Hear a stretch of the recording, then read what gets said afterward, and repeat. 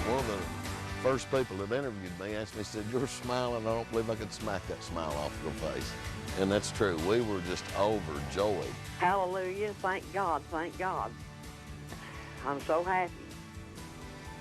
An answer to prayers from people all across the country, but no community has more reason to celebrate than the folks in Hawkins County. Carly Trent, safe this morning.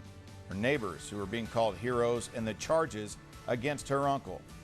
My co-anchor Abby Ham standing by from Rogersville community along with WBIR 10 News reporter Katie Roach. Our live team coverage begins in just a moment. We'll talk to you then, Abby. Good morning and welcome to 10 News today on this Friday. I'm Russell Biven.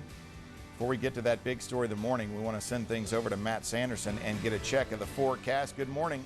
Hey, good morning. This morning kicking things off with isolated light showers out toward the Smoky Mountains and deteriorating clouds. So look for the cloud cover to continue fizzling out as the morning progresses into the late morning and first part of the afternoon. I do think by mid-afternoon we're back to full sunshine and nice comfortable temperatures. At the moment, it's anywhere from upper 50s to low 60s across East Tennessee. And here's how we're going to get to that high temperature in the 70s for today. Upper 60s to near 70 by lunchtime for today, and then eventually by the afternoon, upper 60s to mid 70s. We may even see a few upper 70s out toward areas in Chattanooga. Overall, it'll be one of those days you want to bottle up and just enjoy for now because yeah, we have additional rain chances heading our way for next week, and some of those rain chances look rather unsettled, similar to what we saw this week. More on that coming up here in just a few. Russell. Matt, thanks very much. Turning now to your top story on this Friday, the successful rescue of 9-year-old Carly Trent. My co-anchor Abby Ham live from Carly's school, Hawkins County Elementary School. And Abby, you know a little bit more about the rescue this morning, and it's relief there, right? Russell, you can imagine this is a happy place to be this morning. The marquee already changed in the early morning hours to welcome home Carly instead of prayers for Carly. It's really a place of relief. It's a good place to be this morning after prayers from across the country. This search spanned 19 states. They got tips from all over the country of people who thought they may have spotted Carly Trent and her uncle, Gary Simpson. It turns out they were here in their own backyard just 20 miles from where we stand today. The TBI is calling the two men who helped bring Carly home heroes this morning. They had been searching since last Wednesday for young Carly. And when they found them along Clinch Mountain, they held Simpson at gunpoint and called 911. They were in a remote wooded area in Hawkins County, hidden just miles away from, like I said, where we stand today. I want to bring in WBIR 10 News reporter Katie Roach to talk more about the search efforts. It was a community effort, a lot of people involved, and the two men who ended up bringing her home, just incredible. It warms your heart this morning. Yeah, their names are Donnie Lawson and Stuart Franklin, and they were doing what the TBI had asked everyone to do yesterday. Go out, check their property. If you have any barns or outbuildings, make sure that they haven't been there, or in this case, they weren't currently staying there. They were part of a much larger group of 4 people who have been out searching for several days this week in rural parts of the county, looking to see if they can find any clues as to where Carly Trent and Gary Simpson might be. One of those searchers was Roger Carpenter, and we talked to him earlier in the week about why they were searching. We're on top of Clinch Mountain on Highway 70 North. We're heading down into Clinch Valley. This is one of our bigger mountains in East Tennessee. We're here because we have strong belief that he could be in this area. This is a very desolate area, very remote, a lot of places you could hide. And their belief was correct. They found Carly and her uncle in a rural area with very limited cell phone service, only accessible by a 4-wheeler. We spoke with Carpenter after the rescue, and he realized just how close they had been in their other searches for 9-year-old Carly. And I got to give God all the glory for he gave us a clue of where to go. He gave us, for 2 days, I've hounded this man close. We were close to him. And now that we found him, we realized how close we were. Very close. We were very close yesterday morning early and just missed him.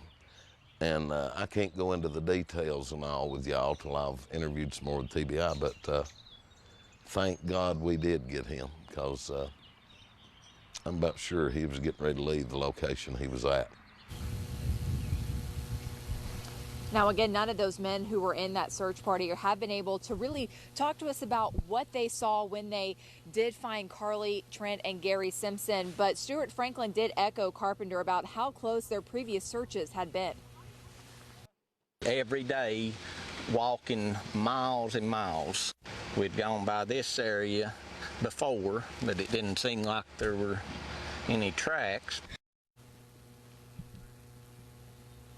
And the TBI is now looking into how long Carly and Gary had been at that location, if they had been moving around, if they had been there for the entire week. Now, the van that we've been talking about all week long that people have been asked to be on the lookout for, they did find that close to that location. The TBI towed it away last night. It's now being processed in a lab. Now, as for the inspiration for those 4 searchers who had been out, they weren't the only ones doing this. There were many others. But one of them said, Carly reminded me of my granddaughter, so that's why I wanted to go out and search, because that's what I would want this community to do if I were in that situation. Probably the same goes for many of the searchers who are out there hugging their own children at night thinking, I must help in this search. Katie, thank you so much. The TBI says Carly is safe because of the people of this community, people like Roger Carpenter and other community members who joined in. The public is who rescued Carly, and without keeping them involved and without their assistance, I wouldn't be standing here right now.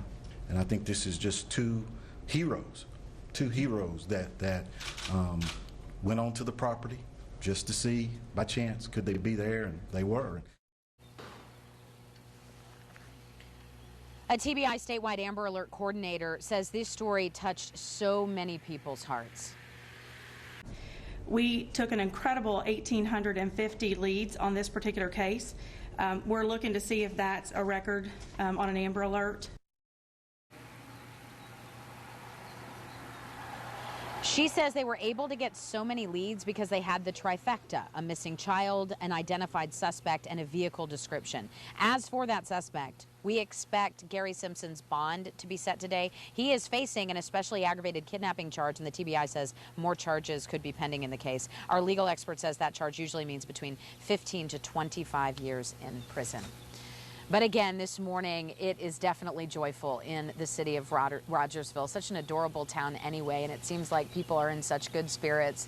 The principal of the school was up in the early morning hours changing this marquee, and I'm sure that was such an honor to be able to do, and we're going to be talking to him coming up. Russell? Gosh, over a week, and good news finally. Abby, thanks. We're going to be checking in with you all morning long. Time is 6:08. Still to come on 10 News today, a match made in heaven, Water Week, and 10 About Town. Huh?